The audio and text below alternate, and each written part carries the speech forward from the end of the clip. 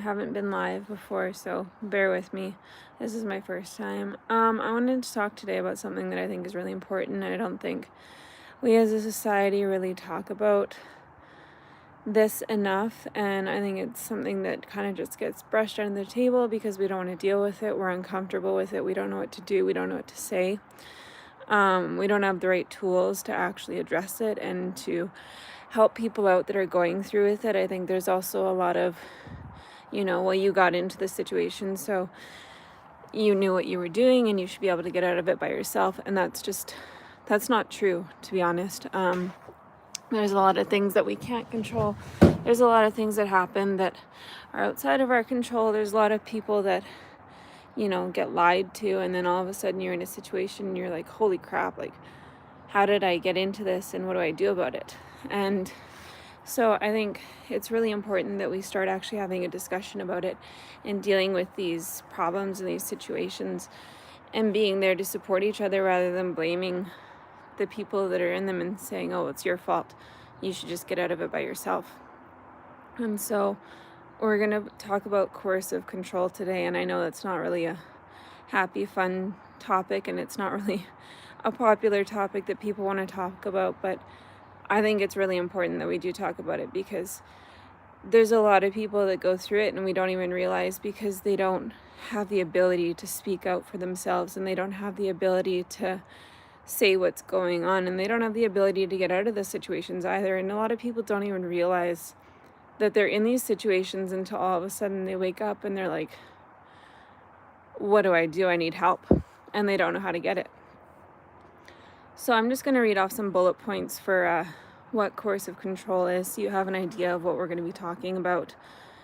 So there's violence and threats of violence against an intimate partner, children, other people close to them, and animals in the home. So even if they're not physically hurting you, they can still say, if you go tell somebody, I'm going to hit you. If you go tell somebody, this is what's going to happen to you. If you go to the police, I'm going to take this away from you. And so they're controlling you with threats of what they're going to do, but they don't actually do it. And a lot of times this happens when you're deep into a relationship and you've already been manipulated to the point where you don't feel safe. And then they add these threats of violence onto you about what's going to happen to control you so that you don't talk about what's happening to you.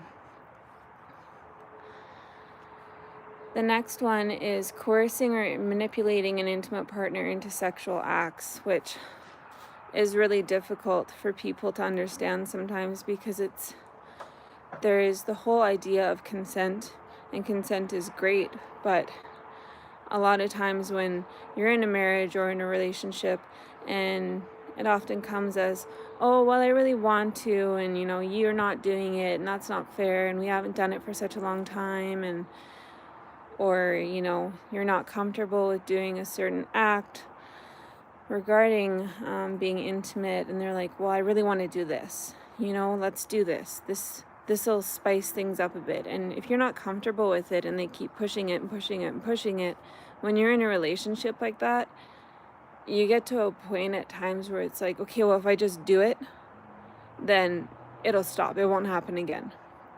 And then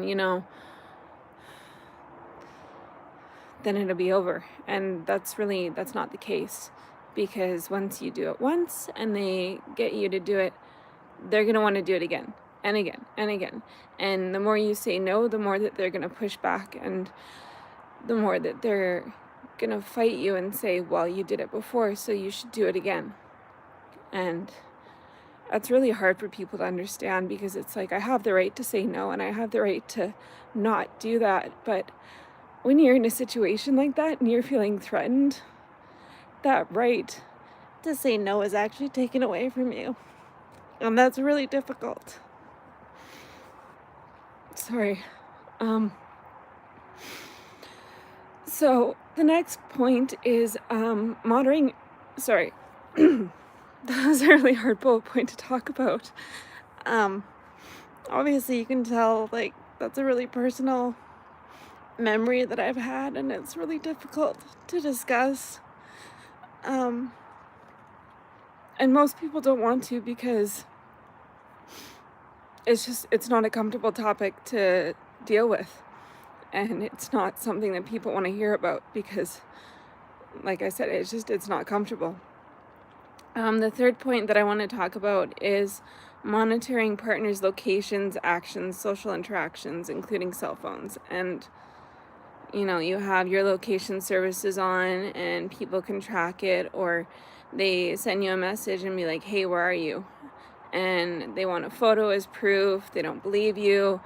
They keep messaging you and they're like, I don't believe where you are. I don't believe what you're doing.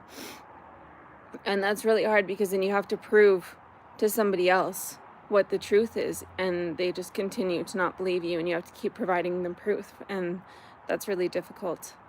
Controlling parenting decisions. Obviously, parenting is difficult in itself, but when you have somebody controlling how you're supposed to be parenting, how you're supposed to be a mom, how you're supposed to be a dad, what you're supposed to do, it affects how you feel about yourself and how you see yourself, and it affects your ability to make decisions by yourself, because then you just don't trust yourself. You doubt your decisions and what you're doing for your children, and you're always referring to them and, is this how I'm supposed to parent my children? No, you're doing that wrong. You should do it this way. And then you do it how they want it, and in your heart you know it's not right. Controlling education and employment is another point for coercive control. And controlling education is like, you're going to go into being a doctor, you're going to go into, being a social worker. This is what you're going to do. Controlling employment. When you're in a relationship and someone's controlling you and manipulating you, you're not allowed to work, or you're only allowed to work in a certain environment.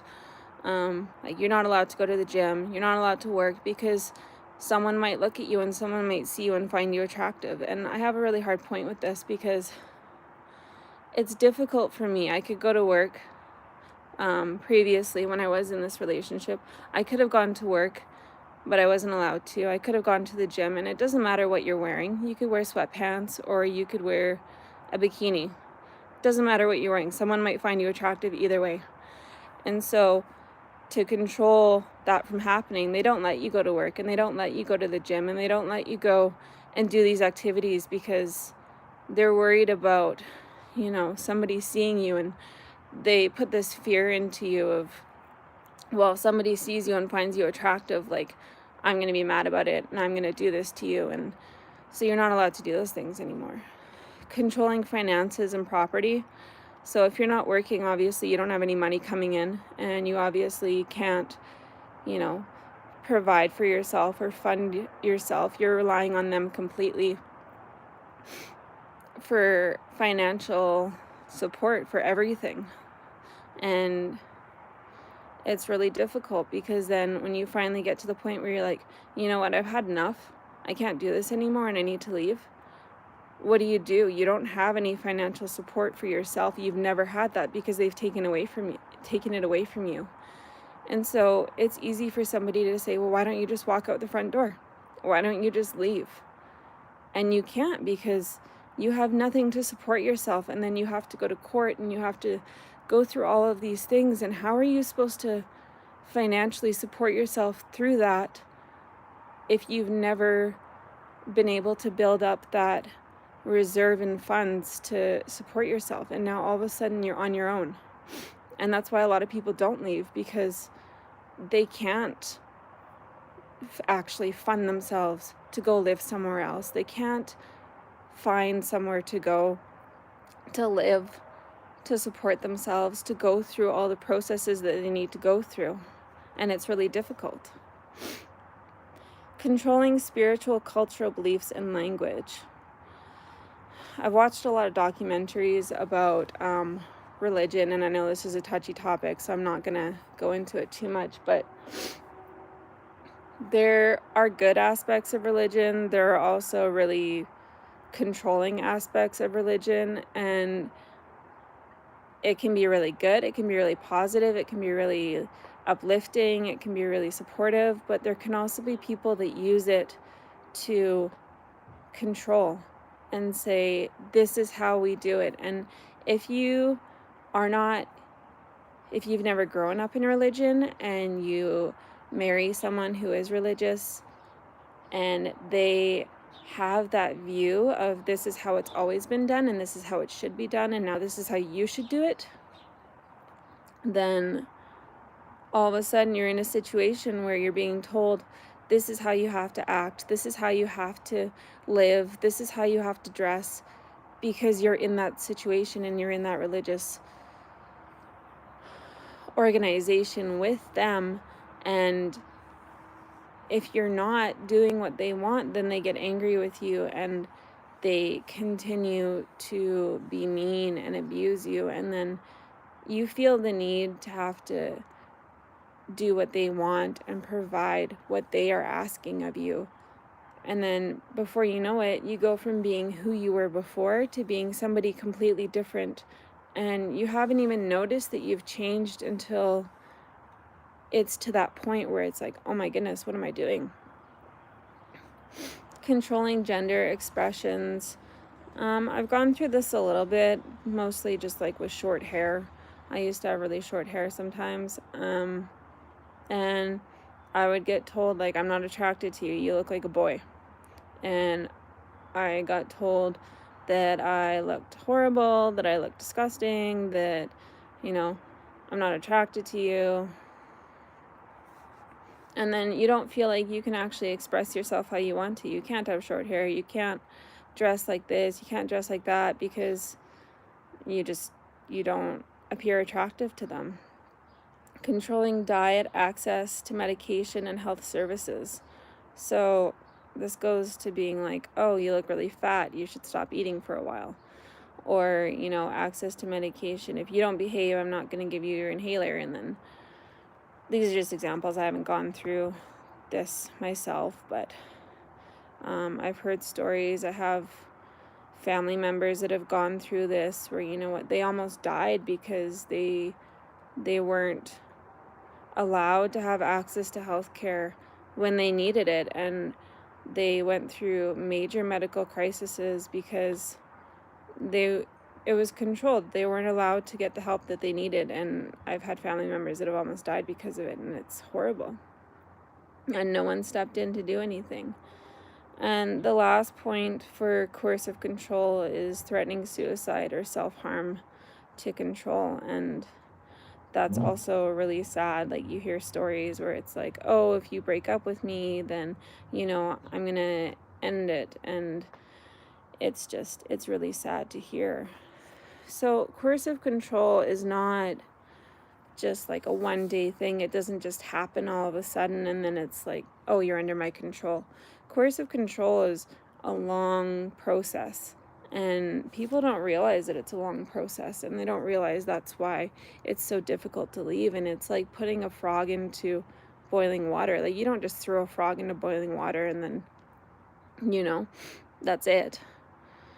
It's the same analogy. It's you put them in and, it's like, oh, okay, this is okay. Like, I can handle this. This isn't too bad. The water is good.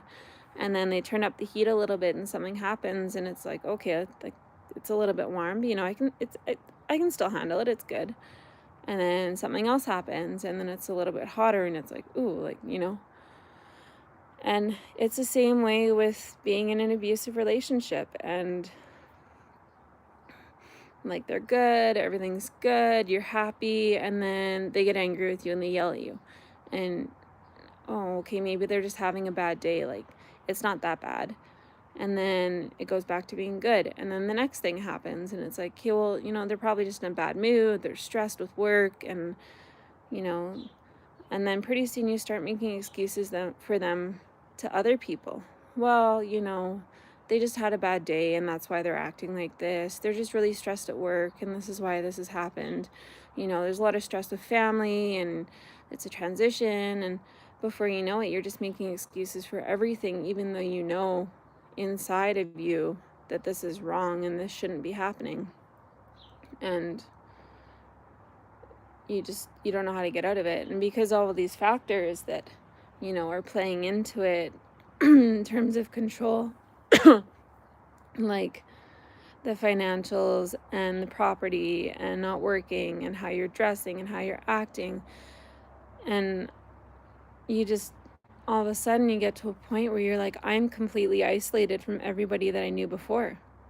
Like, I don't talk to my friends anymore. I don't have any friends. I've got this person that I'm with. I don't talk to my family anymore. I'm not allowed to. I've got this person that I'm with. And all of a sudden, all your supports that you had around you before when you first started having a relationship with this person, they're all gone. They've disappeared, and you either have to figure out how to get them back and hope that you haven't burnt so many bridges so that you can get the support to leave, or you're on your own a lot of times. And I feel really bad because the people that are on their own, that have lost all the support from their family and their friends because of this person, and their family and friends, it's hard to understand unless you've actually lived through it.